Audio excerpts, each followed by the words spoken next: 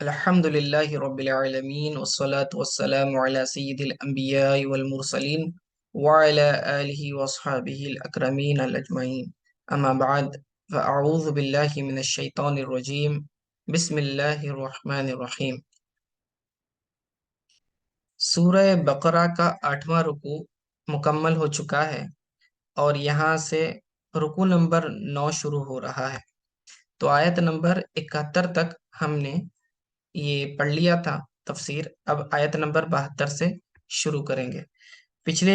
آیتوں کا خلاصہ یہ تھا کہ اللہ تعالیٰ نے بنی اسرائیل کو ایک گائے ذبح کرنے کا حکم دیا اور کہا کہ اس کے گوشت کا ٹکڑا لو اور اس مقتول کو مارو، تاکہ پھر وہ زندہ ہو جائے گا اور بتا دے گا کہ کس نے اس کا قتل کیا ہوا ہے۔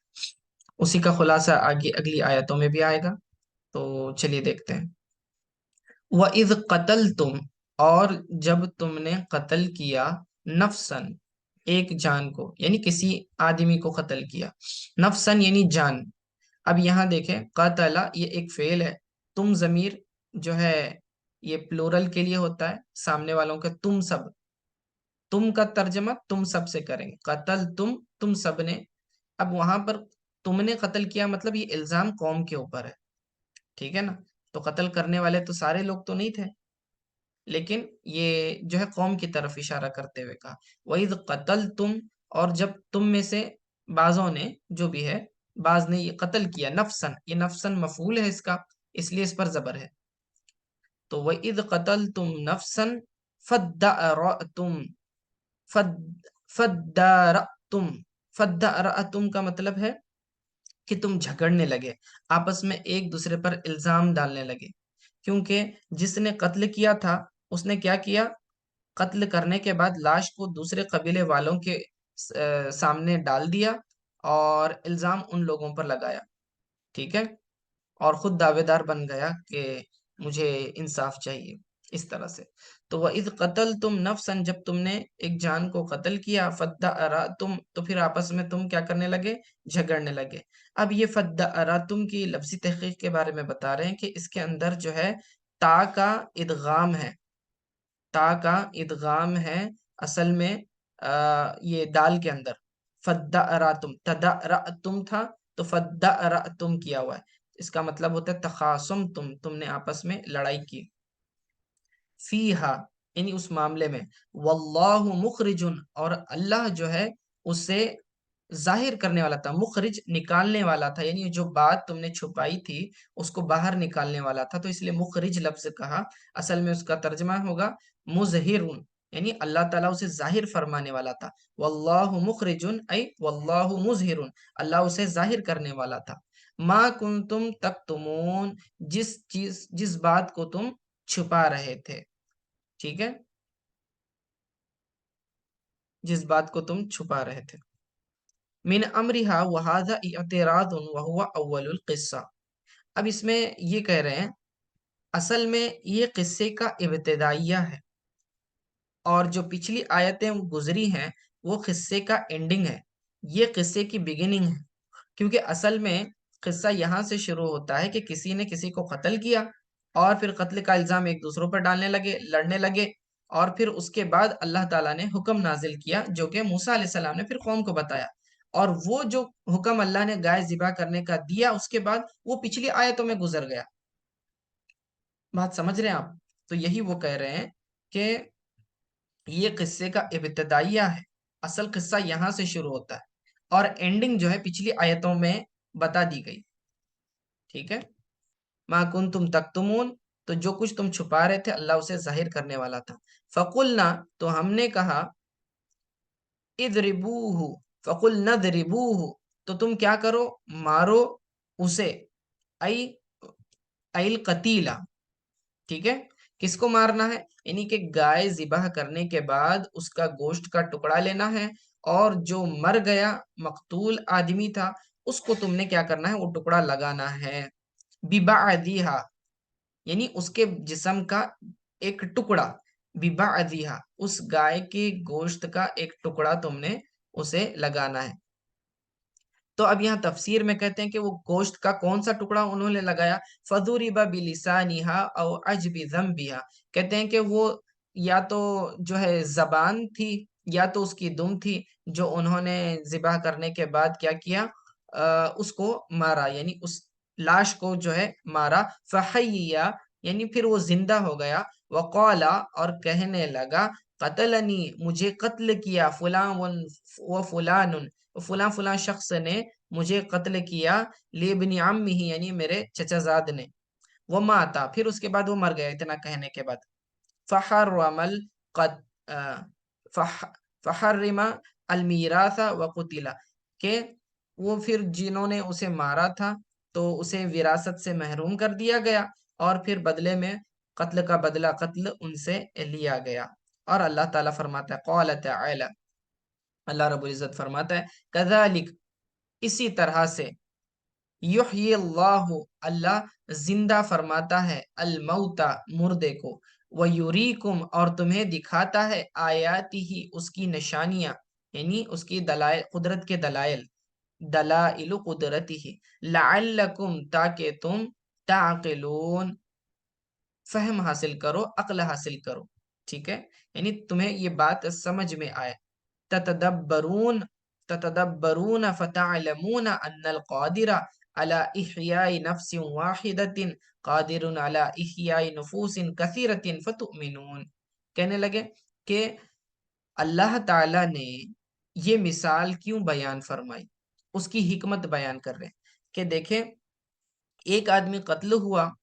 اور مقتول کا پتہ بتانا، قاتل کا پتہ بتانا تھا، تو اللہ تو خود سے بھی زندہ کر سکتا تھا، اللہ زندہ کر کے صرف اتنا کہہ سکتا تھا کہ فلاں نے، یا پھر خبر دے دیتا، اللہ سے بتا دیتا کہ فلاں نے قتل کیا، اتنا بھی کافی تھا، لیکن یہ پھر محنت کیوں کروائی، گائے کو ذبح کرایا، پھر اس کے گوشت کا ٹکڑا لے کے جو ہے مقتول کو مارا گیا، پھر مقتول زندہ ہوا، پھر قاتل کا پتہ بتایا، اتنی ساری مشقتوں کی ضرورت کیا تھی، ٹھیک ہے، اس کے پیچھے کی حکمت اللہ تعالیٰ بیان فرما رہا ہے۔ پہلی حکمت تو یہ تھی کہ اللہ فرماتا ہے کہ دیکھو، زندگی اور موت اللہ تعالیٰ کے ہاتھ میں ہے، زندہ کرنا اور موت دینا اللہ تعالیٰ اس پر قادر ہے، اور اس کی اپنی قدرت کی نشانی بتانے کے لیے اللہ تعالیٰ نے ان کے ایمانوں کو مضبوط کرنے کے لیے اللہ تعالیٰ نے بتایا کہ دیکھو، جو گائے زندہ تھی، تم نے اسے ذبح کر دیا، تو اب وہ تو مر گئی، بے جان ہو گئی، لیکن اس بے جان گوشت کے ٹکڑے سے تم نے ایک بے جان لاش کو مارا،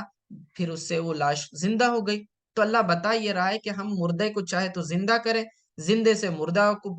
کھڑا کر دیں، تو یہ اللہ تعالیٰ کی قدرت ہے، اور اللہ چاہتا تھا کہ لوگوں کا ایمان مضبوط ہو، کہ اپنی قدرت کا اظہار ہو، اور دوسرا یہ دلیل قائم ہو جائے قیامت کے روز اللہ تعالیٰ مردوں کو کس طرح زندہ کرے گا، یعنی جو ذات اس بات پر قادر ہے کہ وہ مردوں کو، ایک لاش کو زندہ کر کے بتا دیا، اس کا مطلب اللہ باقیوں کو بھی زندہ کر سکتا ہے، اور انہوں نے ان کی آنکھوں کے سامنے دیکھا ہے مردے کو زندہ ہوتے ہوئے،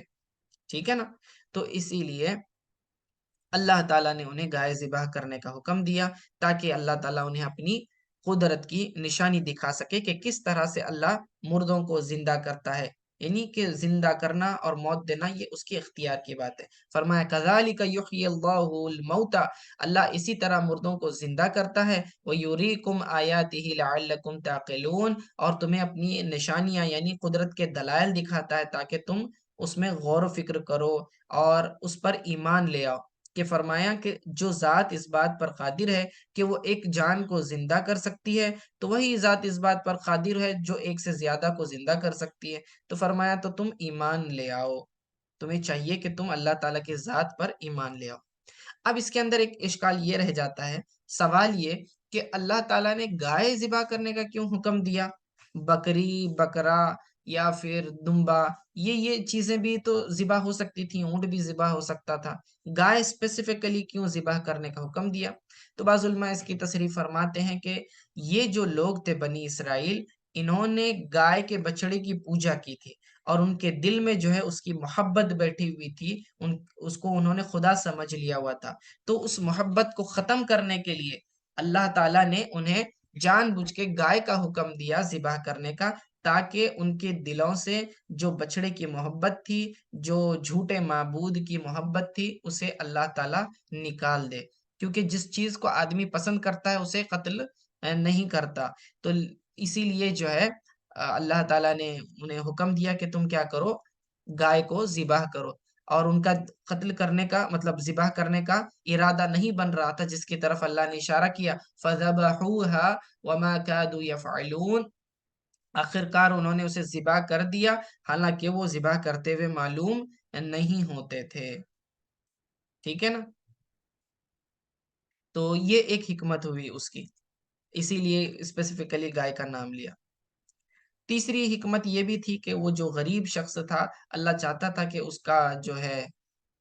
اسے جو ہے دولت مند بنا دے، تو اسی لیے اللہ تعالیٰ نے اس کی گائے کو بنی اسرائیل تک پہنچا دیا، اور بنی اسرائیل کے مال کو نکال کے اس غریب تک پہنچا دیا۔ اس طرح اللہ تعالیٰ جو ہے جو بھی حکم فرماتا ہے اس کے پیچھے کچھ نہ کچھ حکمت ہوتی ہے، بعض اوقات ہمیں سمجھ میں آتی ہے، بعض اوقات نہیں آتی، لیکن بظاہر اگر آپ کو ڈیفیکلٹ سچویشن نظر آ رہی بھی ہوتی ہے، ہم کو لگتا ہے کہ ظاہراً یہ چیز ہمارے خلاف جاری ہے، ہمیں اس میں نقصان ہو رہا ہے، لیکن کہیں نہ کہیں اس میں نفع ہوتا ہے جسے ہم سمجھ نہیں پاتے۔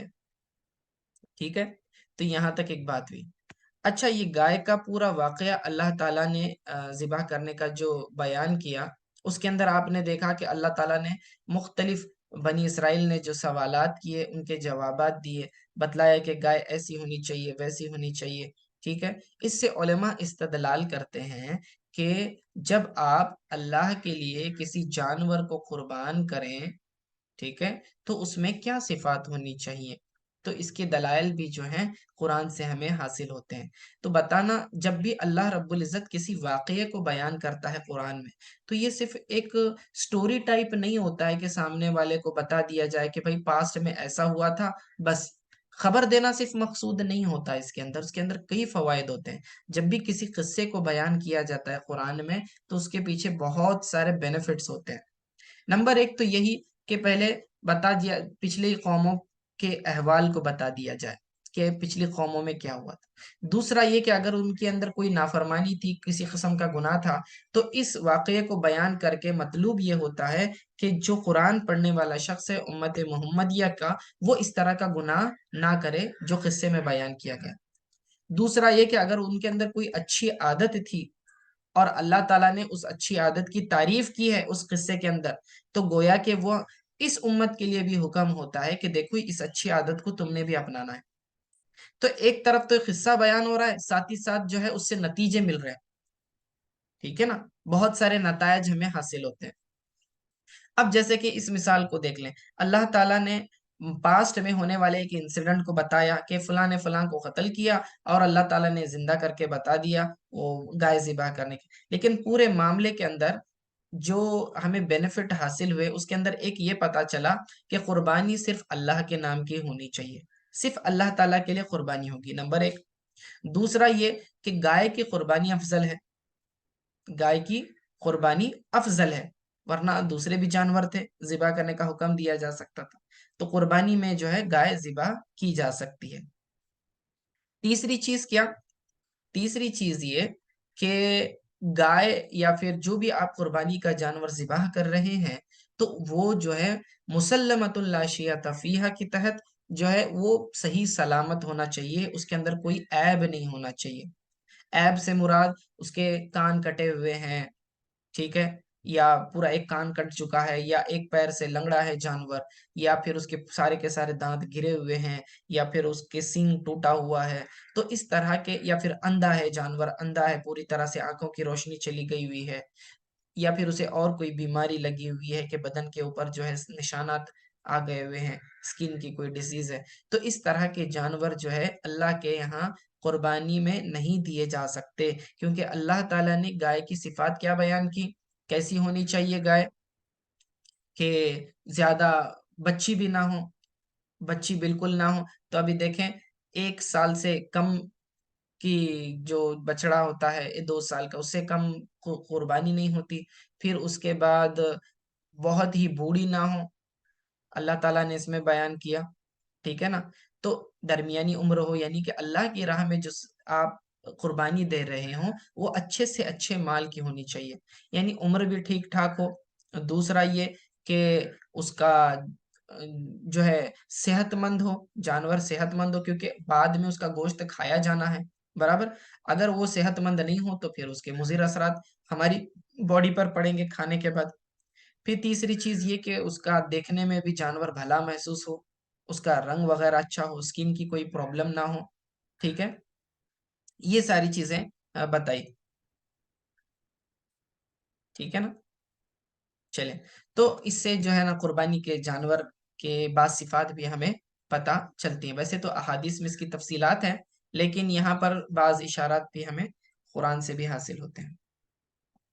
ٹھیک ہے۔ تو لوگوں نے یہ نہیں سمجھنا چاہیے، کسی کے ذہن میں یہ خیال نہ آئے کہ قرآن جو ہے صرف واقعات کو کیوں بیان کر رہا ہے۔ حالانکہ واقعات بیان کرنے کے مقاصد میں سے ایک یہ ہوتا ہے کہ سامنے والے کو نصیحت اور عبرت دلائی جائے کہ دیکھو پچھلی قوموں میں اس طرح کے جرائم ہوئے تھے، جرم ہوئے تھے، اور تم نے اس طرح کے جرم نہیں کرنا ہے۔ یہ نصیحت کے لیے مثال دی جاتی ہے، کیونکہ آدمی کو مثال سے چیزیں جلدی سمجھ میں آتی ہیں، اوکے۔ تو یہ اصول ہمیشہ یاد رکھیں کہ جب کبھی اللہ پچھلی قوموں کا ذکر کرے اور کسی برائی، ان کی کسی عمل کی برائی بیان کرے، تو وہ چیز گناہ ہوتی ہے، ہمیں اس سے بچنا ہوتا ہے۔ اور جب کبھی کسی واقعے میں اللہ تعالیٰ کسی اچھے عمل کی ان کی تعریف کرتا ہے، تو اس تعریف کرنے سے یہ چیز بھی ثابت ہو جاتی ہے کہ وہ حکم ہمارے لیے بھی ہے اور ہم نے بھی وہ چیز کرنی ہے۔ تو ایک ہی آیت میں دو فائدے حاصل ہو جاتے ہیں، واقعہ بھی بیان ہو جاتا ہے اور امت محمدیہ کو ایک نیا حکم بھی مل جاتا ہے، ٹھیک ہے۔ تو گائے کے ذریعے اس لاش کو زندہ کرنے کا مقصد یہ تھا کہ اللہ تعالیٰ اپنی قدرت کا اظہار فرمائے کہ کس طرح اللہ تعالیٰ مردوں کو زندہ کر دیتا ہے، اور اللہ تعالیٰ کسی بھی سبب کا محتاج نہیں ہے، ٹھیک ہے نا۔ اب بظاہر کوئی ریلیشن نہیں ہے گائے کے گوشت کے ٹکڑے میں اور مقتول کے زندہ ہونے میں، کیونکہ گائے کے گوشت کا ٹکڑا کوئی ایسی چیز نہیں ہے کہ اس جو زندگی ڈالتی ہو مردے کے اندر، ایسا کچھ بھی نہیں ہے۔ اللہ تعالیٰ خلاف عادت جو بھی معاملہ ہوتا ہے وہ اپنی قدرت کے اظہار کے لیے کرتا ہے، کیونکہ آدمی جو ہے عادتاً کسی چیز کو دیکھتا ہے، مثال کے طور پر آگ جلاتی ہے، چاقو کاٹتی ہے، یہ ایک نیچرل فینومینان اور بیہیویئر ہم لوگ دیکھتے ہیں، آبزرو کرتے ہیں۔ لیکن اللہ تعالیٰ جو ہر چیز پر قادر ہے، وہ ان چیزوں کو اس کی اصل سے پھیر کر کوئی دوسرے پرپس کے لیے بھی استعمال اس کا بتا سکتا ہے۔ جیسے کہ گائے کا گوشت اگر یہ زندہ تو ہے نہیں، اس سے اللہ تعالیٰ نے مردے سے زندے کو کھڑا کر دیا، خلاف عادت بات ہو گئی۔ اسی طرح ابراہیم علیہ السلام کو آگ میں ڈالا گیا، تو آگ تو جلانے کا کام کرتی ہے لیکن ان کے لیے گلزار بن گئی، تو آگ نے اپنا اثر چھوڑ دیا، ٹھیک ہے، نیچر سے ہٹ کر۔ اسی طرح چاقو کا کام ہے کاٹنا، لیکن آپ دیکھیں اسماعیل علیہ السلام پر ابراہیم علیہ السلام نے چھری چلائی لیکن اس نے کاٹا نہیں۔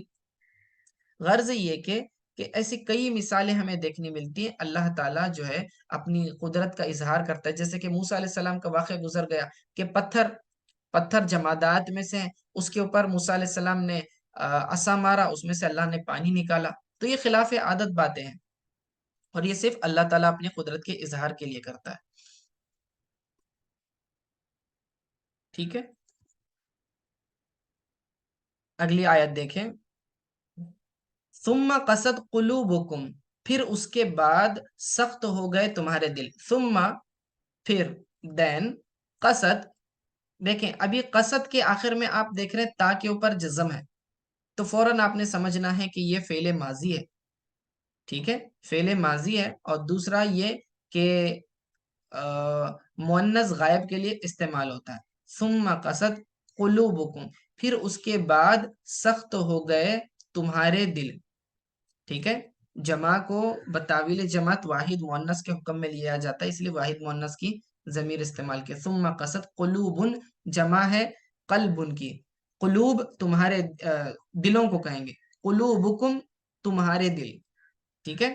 یعنی اے یہود تمہارے دل جو ہے بہت زیادہ سخت ہو گئے، اللہ نے تم کو مردے سے زندہ کر کے دکھا دیا، اس کے باوجود تمہارے دل جو ہے بعد میں حق قبول کرنے سے जो है फिर गए, सख्त दिल हो गए तुम्हारा दिल अगर नर्म होता तो तुम क्या करते, तुम अल्लाह ताला की इस हक को कबूल कर लेते,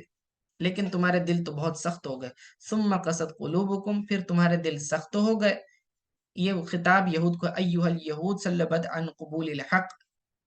मिन बादि ज़ालिक, यानी जो अल मज़कूर मिन इहयाइल क़तील व मा क़ब्लहु मिन अल आयात, इससे पहले जो आयत गुजरी जिसके अंदर उस मकतूल को जिंदा करने का वाक़या जिक्र किया गया, इस वाक़ये के बाद तुम्हारे दिल और सख्त हो गए। फरमाया मिन बादि ज़ालिक, उसके बाद तुम्हारे दिल सख्त हो गए। फहिया कल हिजारा, गोया के वो पत्थर की तरह हैं। फहिया, ठीक है, वो कल हिजारा, काफ जो है हुरूफ जारा में से है, और ये तशबीह के लिए इस्तेमाल होता है। तशबीह का मतलब किसी चीज को किसी चीज से आप तशबीह देना चाहते हैं, कंपेयर करना चाहते हैं। तो यहाँ पर उनके दिलों को पत्थर से अल्लाह ताला कंपेयर कर रहा है कि तुम्हारे दिल इतने सख्त हो गए गोया के पत्थर। फहिया कल हिजारती, यानी सख्ती में तुम्हारे दिल पत्थर की तरह हो जा पत्थर की तरह हो गए। फिल कस्वती, ठीक है। कसा, कसत का मतलब होता है सख्त होना, ठीक है। फिल कस्वा यानी सख्ती में। सुम्मा कसत कुलूबुकुम, फिर तुम्हारे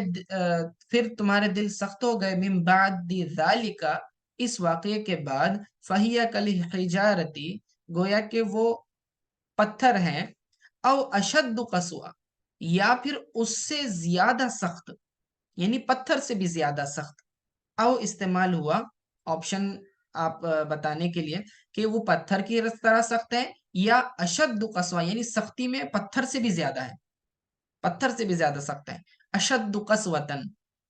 व इन्ना मिनल हिजारती, और बेशक बाज पत्थरों में से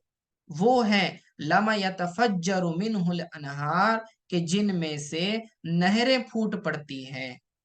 यानी देखें, तुम अगर हम तुम्हारे दिलों को पत्थरों से कंपेयर करना भी चाहें तो बाज पत्थर तो वो भी होते हैं कि उनके दिल भी फट जाते हैं और उसके अंदर से क्या है, पानी निकल आता है। जैसे मूसा अलैहिस्सलाम ने एक पत्थर पर आप क्या किया, असा मारा तो उसमें से पानी फूटा। या फिर आप देखते हैं कि पहाड़ों में पहाड़ फटते हैं और उसके अंदर से जो है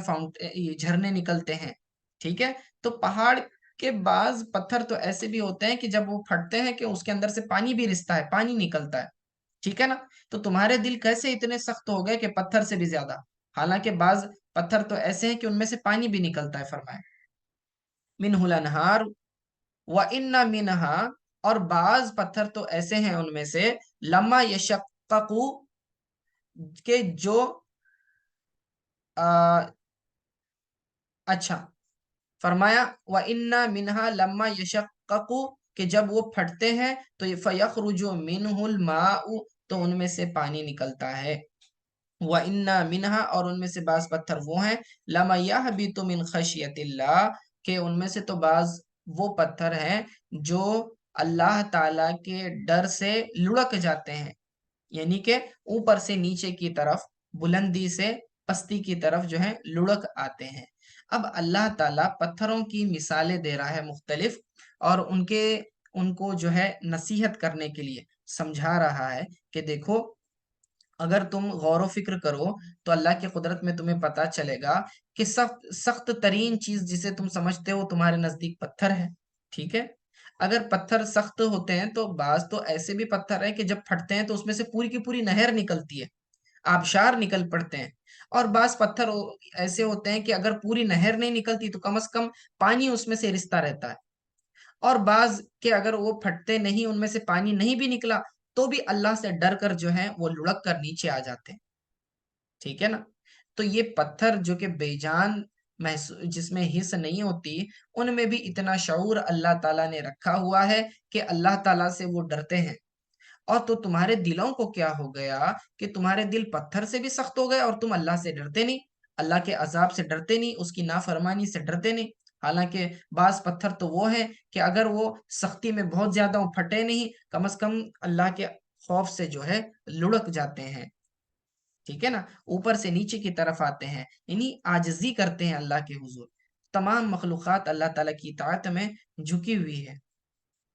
تو دیکھیں اعلیٰ سے ادنا کی طرف اللہ تعالیٰ بیان کر رہا ہے۔ پہلے بعض پتھر وہ جو پانی کی پوری نہر جس سے نکلے، بعض وہ جس سے صرف ہلکا سا پانی نکلے، اور بعض وہ جو جس میں سے پانی نہیں نکلتا اور صرف لڑک آتے ہیں۔ اب یہ آیتیں جو ہے نا سائنسی حیثیت رکھتی ہیں، ٹھیک ہے؟ یہ ان آیتوں میں اللہ تعالیٰ نے جو چیزوں کو بیان کیا ہوا ہے، یہ فزیکل ورلڈ کے جو نیچرل فینومینا ہے، جو ہمارے فزیکل ورلڈ میں ہم چیزیں آبزرو کرتے ہیں، تو اس کے تعلق سے اللہ تعالیٰ نے اپنی نشانیاں گنوائی۔ تو یہ جو سائنسی فیکٹرز اللہ تعالیٰ نے بتائے، آپ جو ہے جغرافی وغیرہ میں پڑھتے ہیں یا پھر دوسرے سائنس سبجیکٹس میں پڑھتے ہیں کہ کس طرح سے پتھروں کے کوالٹیز ہوتی ہیں ڈفرنٹ ڈفرنٹ، تو یہ ساری چیزیں اللہ نے قرآن میں بھی بیان فرمائی ہیں۔ تو اس سے پتہ چلتا ہے کہ اتنے عرصے پہلے جو قرآن نے جو سائنٹیفک فیکٹس بتائے ہیں وہ بالکل کے بالکل سچ ہیں، اور قرآن کے اللہ کی طرف سے نازل ہونے میں کوئی شک نہیں، ٹھیک ہے نا؟ تو ایک مثال اللہ تعالیٰ پتھروں کی دے رہا ہے، ساتھ ہی ساتھ جو ہے سائنٹیفک فگرز بھی بتا رہا ہے۔ فَيَخْرُجُ مِنْهُ الْمَاءُ، تو اس میں سے پانی نکل پڑتا ہے، وَإِنَّ مِنْهَا، اور ان میں کے بعض پتھر تو وہ ہیں، لَمَا يَهْبِطُ مِنْ خَشْيَةِ اللَّهِ، جو کہ اوپر سے نیچے کی طرف لڑک آتے ہیں اللہ تعالیٰ کے خشیت سے، اللہ تعالیٰ کے ڈر سے۔ وَقُلُوبُكُمْ لَا تَتَأَثَّرْ وَلَا تَلِينُ وَلَا تَخْشَعْ، اور تمہارے دل تو ایسے ہیں کہ ان پر کچھ بھی بات اثر نہیں کرتی، نہ نرم پڑتے ہیں نہ ہی اللہ سے ڈرتے ہیں۔ وَمَا اللَّهُ بِغَافِلٍ عَمَّا تَعْمَلُونَ، اور اللہ تعالی غافل نہیں ہے جو کچھ تم کرتے ہو، یعنی کہ وَإِنَّمَا يُؤَخِّرُكُمْ لِوَقْتِكُمْ، ہم نے تمہیں مہلت دے رکھی ہے۔ ایسا نہیں ہے کہ اللہ کو پتہ نہیں ہے کہ تم کیا کرتے ہو، تمہارے دلوں میں کیا چیز پوشیدہ ہے، اللہ بالکل جانتا ہے ان تمام باتوں کو، لیکن اللہ تمہیں ڈھیل دے رہا ہے، ٹھیک ہے؟ صرف ڈھیل دینے کا مقصد صرف اتنا ہی ہے کہ تمہیں توبہ کا موقع ملے، یا پھر تم سرکشی میں آگے بڑھ جاؤ اور اللہ تعالیٰ جو ہے تمہارے لیے عذاب کو پورا کر دے۔ اب قرت وہ جو اس میں وَمَا اللَّهُ بِغَافِلٍ عَمَّا تَعْمَلُونَ کہا ہے، اس کے اندر ایک اور قرت یہ بھی ہے کہ یہاں پر ابن کثیر نے اور باقی نے تعملون کی تا کو جو ہے گیا کے ذریعے بھی پڑھا ہوا ہے، ٹھیک ہے؟ یا عملون بھی پڑھا ہوا ہے، تو یہ دونوں درست ہے، ٹھیک ہے؟ تو آیت نمبر 74 پر یہاں پر ہم خطاب کو جو ہے یہ اپنے روک دیتے ہیں۔ آگے اگلی آیت جو ہے اس کے اندر اللہ تعالیٰ کے خطاب کا انداز بدل گیا ہے، وہ کیسا ہے تو پھر ہم اس کے تعلق سے آپ کو اگلے درس میں بتائیں گے انشاءاللہ تعالی۔ وصلی اللہ تعالی علی خیر خلق محمد وآلہ وصحبہ اجمعین برحمتک یا ارحم الراحمین۔